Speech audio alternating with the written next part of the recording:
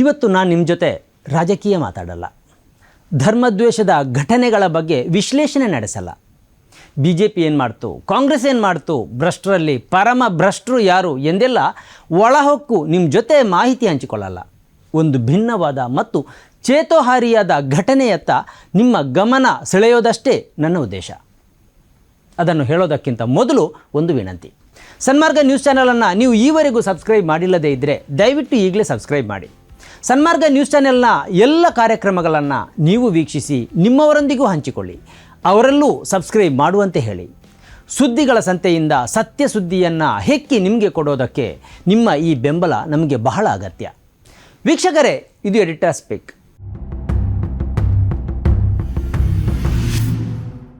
ಈ ಕಾರ್ಯಕ್ರಮದ ಪ್ರಾಯೋಜಕರು Gadiyar group of companies.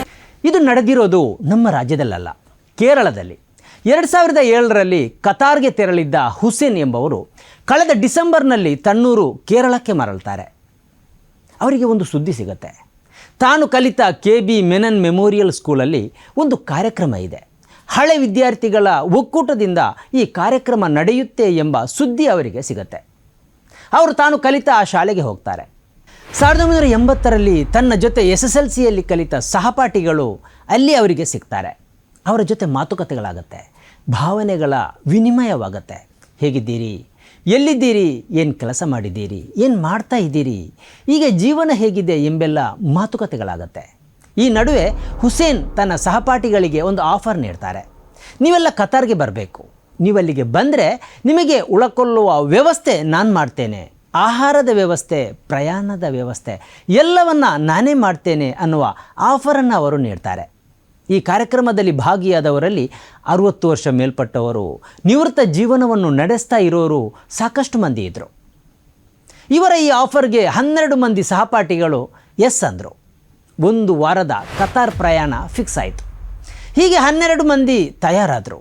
Shanthakumari, Nandini, Prasanna, Srinivasan, ಜಯ, ಪುಷ್ಪಲತಾ, ಪದ್ಮಿನಿ, ಅನಂತನಾರಾಯಣ, ಜುಹುರಾಬಿ, ಫಾತಿಮಾ, ರಾಧಾಕೃಷ್ಣನ್ ಮತ್ತು ವಿಜಯಕೃಷ್ಣ ಎಂಬ ಈ 12 ಮಂದಿ ಕತಾರ್ ವಿಮಾನ ಹತ್ತಲು ತಯಾರಾದರು. ಇವರಲ್ಲಿ ಶಾಲಾ ಅಧ್ಯಾಪಕರಿದ್ದರು, ಬ್ಯಾಂಕ್ ಮ್ಯಾನೇಜರ್ ಇದ್ದರು, ಡೊಮೆಸ್ಟಿಕ್ ಪೈಲಟ್ ಇದ್ದರು, ಉದ್ಯಮಿಗಳಿದ್ದರು, ಗೃಹಿಣಿಯರಿದ್ದರು. ಹೀಗೆ ಬದುಕಿನ ವಿವಿಧ ಕ್ಷೇತ್ರಗಳಲ್ಲಿ ದುಡಿದು ನಿವೃತ್ತಿಯಾದವರು ಮತ್ತು ನಿವೃತ್ತಿಯ ಅಂಚಿನಲ್ಲಿ ಇದ್ದವರೆಲ್ಲ ಹಳೆ ಕಾಲದ ನೆನಪಿನೊಂದಿಗೆ ವಿಮಾನ ಹತ್ತಿದ್ರು.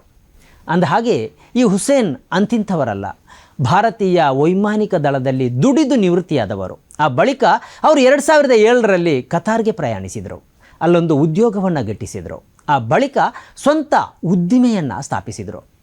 ಎಲ್ಲರಿಗೂ ವೀಸಾ ಸಿಗುವುದರೊಂದಿಗೆ ಫೆಬ್ರವರಿ 17ರಂದು ಒಮಾನ್ ಮೂಲಕ ಇವರೆಲ್ಲ ದೋಹಾ ವಿಮಾನ ನಿಲ್ದಾಣದಲ್ಲಿ ಇಳಿದರು. 8 ಮಂದಿ ಮಹಿಳೆಯರು ಮತ್ತು 4 ಮಂದಿ ಪುರುಷರ ಈ ತಂಡ 1 ವಾರದ ತನಕ ಕತಾರ್ ಇಡೀ ಸುತ್ತಾಡಿತು. ಇವರಲ್ಲಿ ಕೆಲವರಿಗೆ ಮೊದಲ ವಿಮಾನ ಪ್ರಯಾಣವಾದರೆ ಇನ್ನೂ ಕೆಲವರಿಗೆ ಮೊದಲ ವಿದೇಶ ಯಾತ್ರೆಯಾಗಿತ್ತು. ಇವರೆಲ್ಲ ವಿಮಾನ ಟಿಕೆಟ್ನ ಹಣವನ್ನು ತಾವೇ ಭರಿಸಿದರು. ಇದೇ ವೇಳೆ ಕತಾರ್ನಲ್ಲಿ ಉಳಕೊಳ್ಳುವ ವ್ಯವಸ್ಥೆಯನ್ನು, ಅವರನ್ನು ಸುತ್ತಾಡಿಸುವ ವ್ಯವಸ್ಥೆಯನ್ನು ಮತ್ತು ಅವರಿಗೆ ಆಹಾರವನ್ನು ಒದಗಿಸುವ ಹೊಣೆಯನ್ನು ಹುಸೇನ್ ವಹಿಸಿಕೊಂಡರು. ಇವರನ್ನು Mina port, aquarium, Islamic museum, Corniche, Qatar cultural village, Gewan island, national museum, ವಿಶ್ವಕಪ್ ಫುಟ್ಬಾಲ್ ನಡೆದ ಮೈದಾನ, ಸೂಕ್ ವಾಕಿಫ್, ಕತಾರ್ ಫೌಂಡೇಶನ್ ಮುಂತಾದ ಕಡೆ ಈ ಹುಸೇನ್ ಕರೆದುಕೊಂಡು ಹೋಗಿ ಮನದಣಿಯೇ ಆನಂದಿಸುವ ವ್ಯವಸ್ಥೆ ಮಾಡಿದರು. ಕೊನೆಯ ದಿನ ಮರುಭೂಮಿಗೆ ಒಂದು ಅದ್ಭುತ ಯಾತ್ರೆಯನ್ನು ಮಾಡಿಸಿದರು.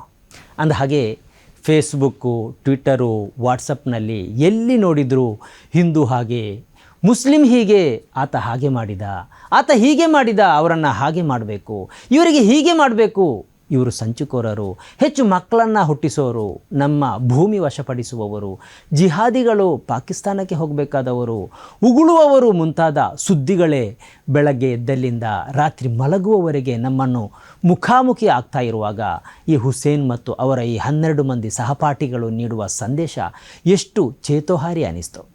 ಆದರೆ ಇಂಥ ಸುದ್ದಿಗಳು ಸೋಷಿಯಲ್ ಮೀಡಿಯಾದಲ್ಲಿ ಹೆಚ್ಚು ಶೇರ್ ಆಗಲ್ಲ. ಯಾಕಂದರೆ ಈ ಸುದ್ದಿಯಲ್ಲಿ ದ್ವೇಷ ಎಂಬುದು ಇಲ್ಲವೇ ಇಲ್ಲ. ಹಿಂದೂ ಮುಸ್ಲಿಮರು ಜೊತೆಯಾಗಿ ಬದುಕುವ ಮತ್ತು ಒಬ್ಬರಿಗೊಬ್ಬರು ಸ್ನೇಹವನ್ನು ಹಂಚಿಕೊಳ್ಳುವ ನಿಷ್ಕಲ್ಮಶ ಪ್ರೀತಿ ಮಾತ್ರ ಇಲ್ಲಿದೆ. ಆದ್ದರಿಂದಲೇ ನಿಮ್ಮ ಜೊತೆ ಈ ಘಟನೆಯನ್ನು ಶೇರ್ ಮಾಡಬೇಕು ಅಂತ ಅನ್ನಿಸ್ತು. ಸನ್ಮಾರ್ಗ ನ್ಯೂಸ್ 1.5 ಲಕ್ಷ ಚಂದಾದಾರರನ್ನ ದಾಟಿದೆ. ಇದನ್ನ ಸಾಧ್ಯವಾಗಿಸಿದ್ದು ವೀಕ್ಷಕರಾದ ನೀವೇ. ಮುಂದಿನ 1 ವರ್ಷದಲ್ಲಿ ಈ 1.5 ಲಕ್ಷವನ್ನ 3 ಲಕ್ಷಗಳಾಗಿ ಪರಿವರ್ತಿಸುವ ಗುರಿಯನ್ನ ನಾವು ಇಟ್ಕೊಂಡಿದ್ದೇವೆ. ನಿಮ್ಮ ಬೆಂಬಲ ಇಲ್ಲದೆ ಇದು ಸಾಧ್ಯವೇ ಇಲ್ಲ. ನೀವು ಮಾಡಬೇಕಾಗಿರುವುದು ಏನಂದ್ರೆ ಸನ್ಮಾರ್ಗ ನ್ಯೂಸ್ ಚಾನೆಲ್ನ ಕಾರ್ಯಕ್ರಮವನ್ನ ನಿಮ್ಮ ಗೆಳೆಯರಿಗೆ, ಸಂಬಂಧಿಕರಿಗೆ ಕಳಿಸಿಕೊಡ್ಬೇಕು. ಅವರಲ್ಲೂ ಸಬ್ಸ್ಕ್ರೈಬ್ ಮಾಡುವಂತೆ ಹೇಳಬೇಕು. ನಿಮ್ಮ ಮನೆಯವರಲ್ಲೂ ಹೇಳಬೇಕು. ಸುದ್ದಿಗಳ ಸಂತೆಯಿಂದ ಸತ್ಯದ ಸುದ್ದಿಯನ್ನ ಹೆಕ್ಕಿಕೊಡುವ ನಮ್ಮ ಪ್ರಯತ್ನ ಮುಂದುವರಿಯಬೇಕಾದ್ರೆ ನೀವು ಇಷ್ಟನ್ನಾದ್ರೂ ಮಾಡಲೇಬೇಕು. ಜೊತೆಗೆ ಪಕ್ಕದಲ್ಲಿರುವ QR ಕೋಡ್ ಅನ್ನ ಬಳಸಿ ನಮಗೆ ಆರ್ಥಿಕವಾಗಿ ಶಕ್ತಿ ತುಂಬಬೇಕು. ಸುಳ್ಳಿನ ಎದುರು ನಮ್ಮ ಧ್ವನಿ ತಗ್ಗದೇ ಇರಬೇಕಾದ್ರೆ ನಾವು ಆರ್ಥಿಕವಾಗಿ ಪರಾವಲಂಬಿಗಳಾಗಿರಬಾರ್ದು. ನೀವು ಶಕ್ತಿಯನ್ನು ಕೊಡಿ, ನಾವು ಸತ್ಯವನ್ನ ಕೊಡ್ತೇವೆ. Thank you.